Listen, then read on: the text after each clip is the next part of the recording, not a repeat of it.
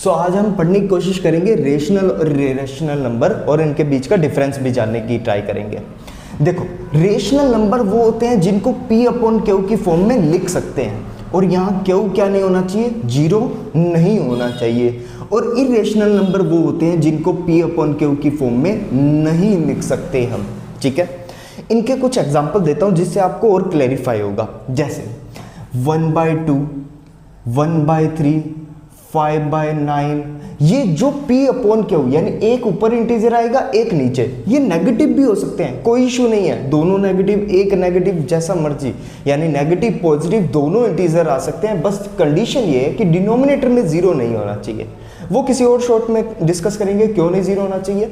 But ऐसे number जो P upon Q की फॉर्म में लिखे जा सकते हैं उसको हम क्या कह रहे हैं, रेशनल। और इरेशनल कह रहे हैं जो रूट में प्राइम नंबर्स आते हैं, √2, √3, √5, √7, ये सारे क्या प्राइम नंबर्स रूट के अंदर है, तो इन्हें हम कह रहे हैं इरेशनल नंबर।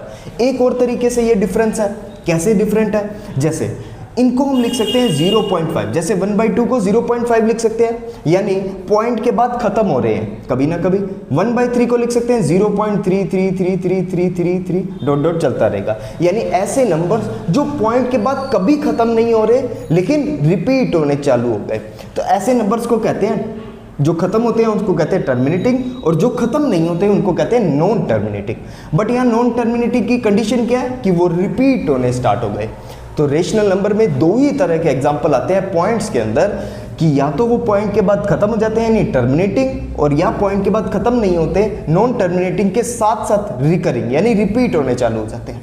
इसका ठीक अपोजिट है इरेशनल, कि वो पॉइंट के बाद ना ही खत्म होता है, जैसे फॉर एग्जांपल 0.10, 100, 100, फिर 1 4 टाइम 0, इस तरह चलता ही रहेगा, ना ही वो खत्म होगा और ना ही वो रिपीट होगा। जैसे यहाँ 10, फिर 100, फिर 1000, अलग नंबर आ रहा है हर बार पॉइंट के बाद। ठीक है, तो ये कहते हैं इरेशनल नंबर होते हैं।